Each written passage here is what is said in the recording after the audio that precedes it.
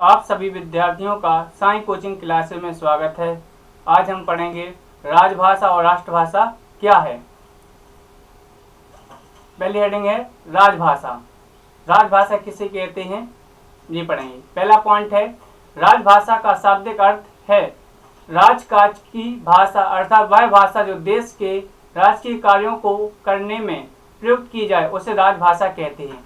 जो आवेदन वगैरह लिखते हैं ना कलेक्टर को और लोक राज्यसभा में विधानसभा में जो पत्र प्रकाशित होते हैं या सूचना प्रकाशित करते हैं वहाँ भेजते हैं, वो कौन सी भाषा में भेजते हैं? वो राजभाषा में भेजते हैं। कोई भाषा हो सकती, हिंदी भी हो सकती है, उर्दू भी हो सकती है, संस्कृत भी हो सकती है, कोई सी भी भाषा राजभाषा हो सकती है।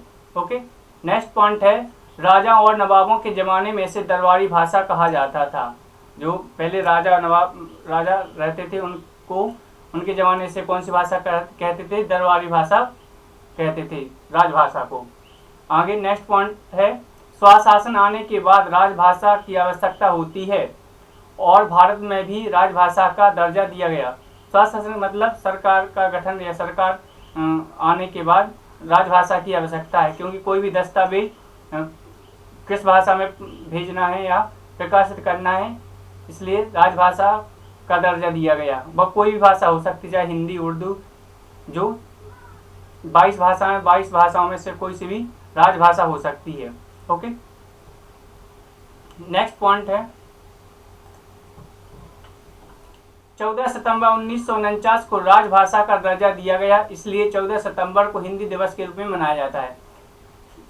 हिंदी दिवस कब मनाया जाता है? 14 सितंबर को। क्यों मनाया जाता है? इसलिए मनाया जाता है 14 सितंबर 1949 को राजभाषा का दर्जा दिया गया था, इसलिए 14 सितंबर को हिंदी दिवस के रूप में मनाया जाता है, क्योंकि हिंदी को राजभाषा का दर्जा दिया गया था। नेक्स्ट पॉइंट है राजभाषा सरकारी कामकाज चलाने की आवश्यकता के लिए है। मतलब कोई भी दस्तावेज वगैरह, आवेदन वगैरह कलेक्टर किसी को भी देते हैं, पुलिस थाने को, तो कौन सी भाषा में दिए जाते हैं? राजभाषा में दिए जा सकते हैं। 22 भाषाओं में से कोई सी भी भाषा में आवेदन अपन दे सकते हैं जो उस राज्य की राजभाषा हो। जैसे मध्य प्रदेश की हिंदी अंग्रेजी है, उत्तर प्रदेश की हिंदी उर्दू है और नागालैंड की इंग्लिश है, तो वो कोई भी भाषा में आवेदन दे सकते हैं जो वहाँ की राजभाषा है। नेक्स्ट पॉइंट है राजभाषा कोई भी भाषा हो सकती है, स्वभाषा या परभाषा। मुगल काल में भारत की भाषा पारसी, ब्रिटिश काल में अंग्रेजी और वर्तमान में हिंदी है।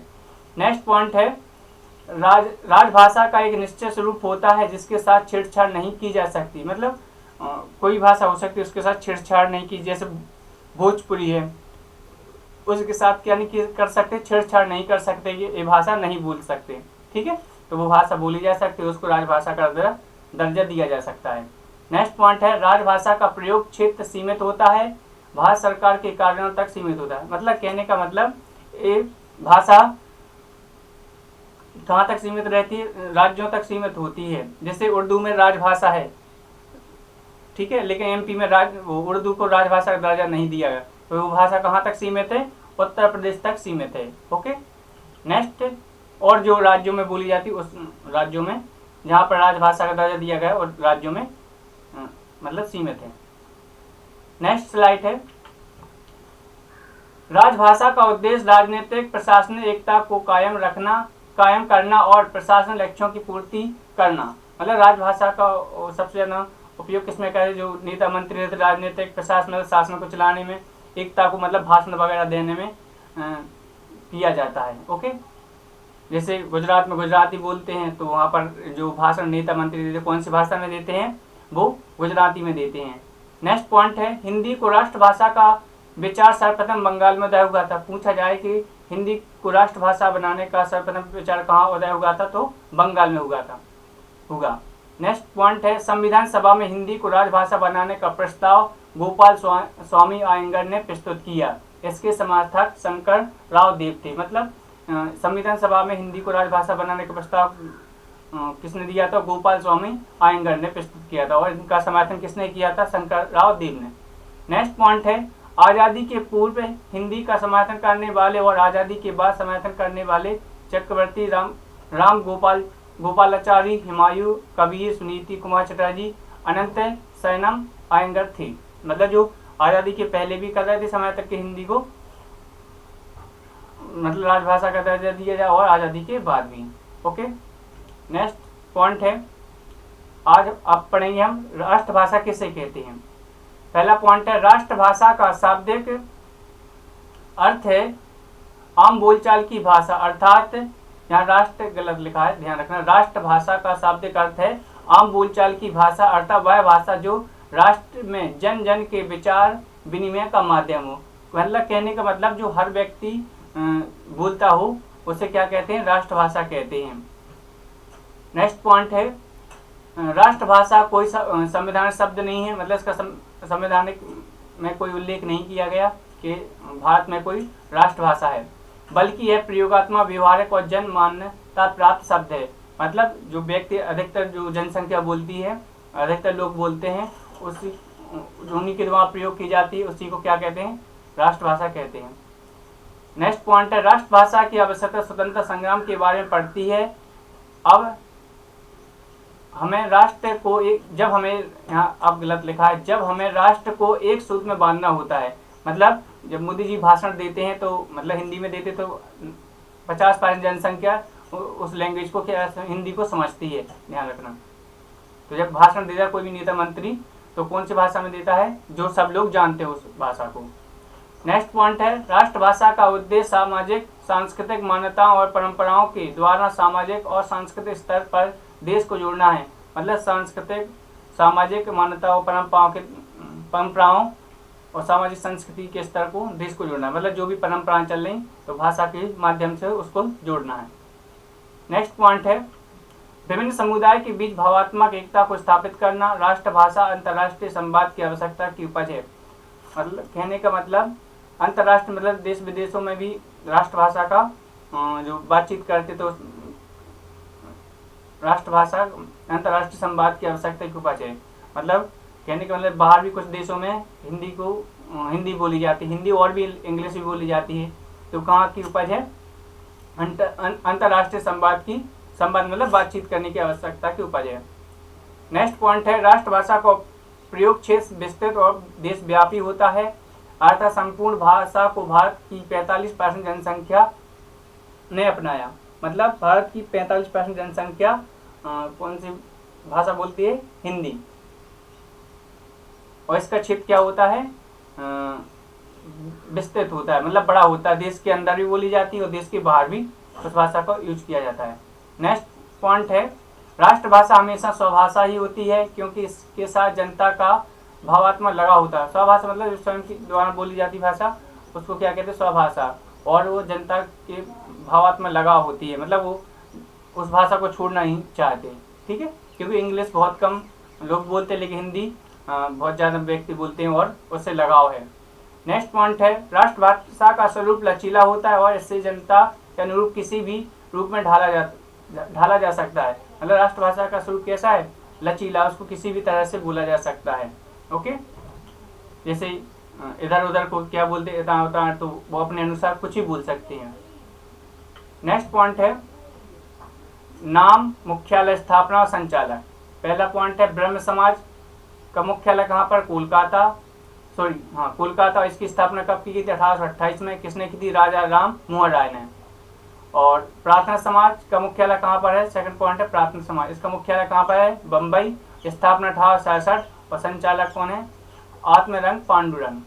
आर्य समाज, सेकंड पॉइंट है, आर्य समाज, इसका मुख्यालय कहाँ पर, बम्बई में, स्थापना कब हुई, 1875 में, और किसने की, दयानंद सरस्वती ने। फोर्थ पॉइंट है, थियोसॉफिकल सोसाइटी, इसका मुख्यालय कहाँ पर, अड़यार, मद्रास, 1882 में इसकी स्थापना की गई थी। किसने की थी, कर्नल HS अलकार और मैडम ब्लात्स्की ने की थी। नेक्स्ट पॉइंट है, रामकृष्ण मिशन, इसका मुख्यालय कहाँ पर, बेलूर, और स्थापना 1897, और किसने की थी, स्वामी विवेकानंद ने। नेक्स्ट पॉइंट है, बोली, विभाषा या उपभाषा या भाषा किसे कहते हैं। बोली किसे कहते हैं, एक छोटे क्षेत्र में बोले जाने वाली भाषा को बोली कहते हैं, जिसमें साहित्य रचना नहीं होती है, जैसे बुंदेली, बघेली, निमाड़ी, मालवी, ये क्या कहलाती है, आपकी बोली कहलाती हैं। ठीक है, जैसे बुंदेली क्या है, बोली, बुंदेल का कुछ क्षेत्र में बोली जाती है लेकिन ज़्यादा क्षेत्रों में नहीं बोली जाती, तो क्या है, बोली है और इसमें साहित्य रचना नहीं होती क्योंकि इसमें साहित्य नहीं लिखा गया। ओके, नेक्स्ट है एक ही साहित्य बुंदेली का वो आलाखंड। नेक्स्ट पॉइंट है विभाषा या उपभाषा। विभाषा उपभाषा किसे कहते हैं? अगर किसी बोली में साहित्य रचना प्रारंभ हो जाती है और उसका क्षेत्र बढ़ने लगता है तो वह बोली न रहकर उपभाषा हो जाती है। जैसे भोजपुरी, मैथिली और छत्तीसगढ़ी, मतलब जब जैसे ही उसकी साहित्य रचना प्रारंभ हो जाए, मतलब पुस्तकों में प्रकाशित होने लगे और कहने का मतलब उसमें उसकी अलग से कोई ग्रामर हो सके तो क्या कहलाती है? विभाषा या उपभाषा कहलाती है। जैसे भोजपुरी में जैसे मूवी आती हैं, पुस्तकें भी प्रकाशित होने लगी और उनका भी कुछ साहित्य है, ठीक है, और रचना भी लिखने लगे हैं। नेक्स्ट पॉइंट है भाषा। भाषा किसे कहते हैं? साहित्यकार जब उपभाषा को व्याकरण और शब्दकोश के माध्यम से एक उत्तम भाषा शैली में एक साहित्य की रचना करता है और यह साहित्य संपूर्ण देश के मानकों को जाना पहचाना करता है, अर्थात उसका क्षेत्र व्यापक हो जाता है, उसे हम भाषा कहते हैं। मतलब जिसका शब्दकोश प्रारंभ हो जाए, ठीक है, तो उसको क्या कहते हैं? भाषा कहते हैं। नेक्स्ट पॉइंट है भाषा हिंदी। भाषा हिंदी किसे कहते हैं? उच्चारित ध्वनि संकेतों की सहायता से विचारों की अभिव्यक्ति भाषा कहलाती है। भाषा श्रव्य होती है। लिपि देवनागरी, मतलब लिपि कैसी है? देवनागरी। लिखित वर्ण संकेतों की सहायता से भावों एवं विचारों की अभिव्यक्ति लिपि कहलाती है। लिपि कैसी होती है? दृश्य होती है, मतलब जैसे कोई सी भी वर्ड लिखा हो तो अपन उसको क्या कर सकते हैं? देख सकते हैं। ओके, 3 प्रकार की लिपियां, ब्राह्मी लिपि संस्कृत के करीब देसी है ये, और खरोष्टी ऐसी भाषा जो पढ़ी नहीं जा सके, और अरमाइक विदेशी भाषा। ओके, भारत की सभी लिपियां ब्राह्मी लिपि से निकली हैं। ब्राह्मी लिपि का सबसे प्राचीनतम नमूना 500 ईसा पूर्व का माना जाता है। इस लिपि का सर्वप्रथम प्रयोग आर्यों ने किया था। ओके, नेक्स्ट पॉइंट है देवनागरी का नामकरण, मतलब देवनागरी का नामकरण किसने किया? देवनागरी लिपि हिंदी की लिपि को कहते हैं। इसे लोक नगरी भी कहा जाता है। हिंदी की इस लिपि का नामकरण वर्तमान में भी विवादित बना हुआ है, परंतु कुछ विद्वान इसका संबंध गुजरात के नागर ब्राह्मणों से जोड़ते हैं। मतलब कुछ लोग कहते हैं कि देवनागरी यहाँ से संबंधित है, कुछ कहते हैं यहाँ से है। तो यहाँ पर बताया कि उन्होंने गुजरात के जो नागर ब्राह्मण रहते थे उन्होंने बताया कि जी देवनागरी लिपि कहाँ की है, इसका प्रकाशन कहाँ से होगा? गुजरात से होगा। नेक्स्ट पॉइंट है उनका मानना है कि देव भाषा संस्कृत पहली लिपि गुजरात के नागर ब्राह्मणों द्वारा लिखी गई थी और यह सर्वप्रथम गुजरात में प्रचलित हुई थी। अपने अस्तित्व में आने के बाद सर्वप्रथम संस्कृत भाषा को लिपिबद्ध कहा गया, इसलिए नागरी में देवनागरी शब्द जोड़ा गया। ओके, नेक्स्ट पॉइंट है देवनागरी लिपि का स्वरूप। यह लिपि बाएं से दाएं ओर लिखी जाती है, जबकि उर्दू, फारसी, अरबी दाएं से बाएं की ओर लिखी जाती है। यह अक्षरात्मक लिपि है, जबकि अंग्रेजी वर्णात्मक लिपि है। मतलब जो छोटा बड़ा रहते हैं क्या अक्षर, और जबकि अंग्रेजी तो क्या है? वर्णात्मक। देवनागरी लिपि के गुण: एक ध्वनि के लिए एक ही वर्ण संकेत होता है, जैसे का के लिए का, खा के लिए खा।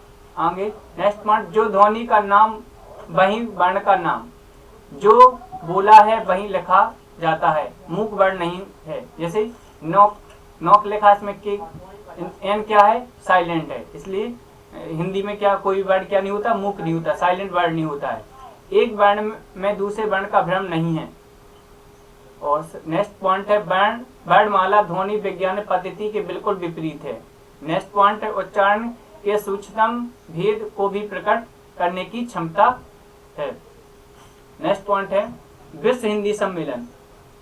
हिंदी का प्रचार प्रसार करने, विश्व भाषाओं में सम्मान दिलाने और संयुक्त राष्ट्र संघ आधिकारिक भाषा में हिंदी को शामिल करने के उद्देश्य से भारत की प्रधानमंत्री इंदिरा गांधी ने हिंदी भाषी लोगों को विश्वास में लेकर यहाँ पर हिंदी लिखा है यहाँ पर सन 1975 में प्रथम विश्व हिंदी सम्मेलन नागपुर भारत में आयोजित करवाया। इसकी अध्यक्षता मॉरिशस के तत्कालीन राष्ट्रपति शिव सागर राम गुलाम ने की और उद्घाटन इंदिरा गांधी ने किया था।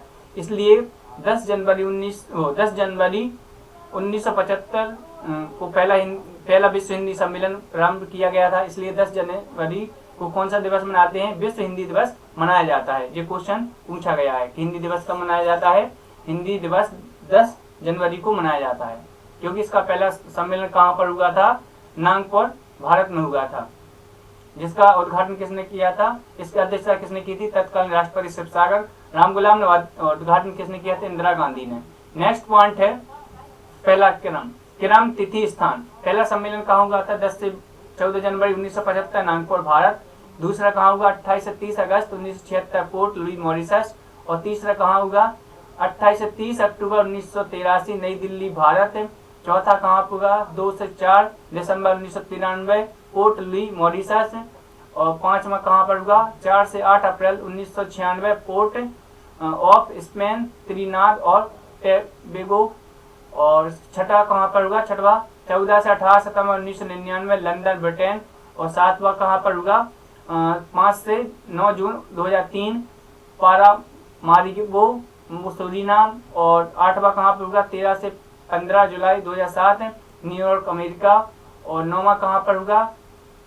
नौवां कब होगा? 22 से 24 सितंबर 2012 कहाँ पर होगा? जोहान्सबर्ग।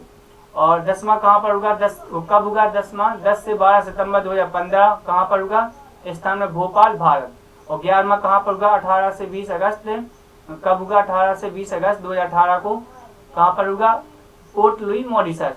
और 12वां कहाँ पर होगा? 15-17 फरवरी 2023 नार्डी, फिजी में होगा। और नेक्स्ट पॉइंट क्या है? पहला विश्व हिंदी सम्मेलन 10 जनवरी 1975 को हुआ था। इसलिए 10 जनवरी को विश्व हिंदी दिवस के रूप में मनाया जाता है। ओके, आज क्लास नहीं रहने देती। नेक्स्ट क्लास में हम पढ़ेंगे संविधान, हिंदी में हिंदी की संवैधानिक स्थिति।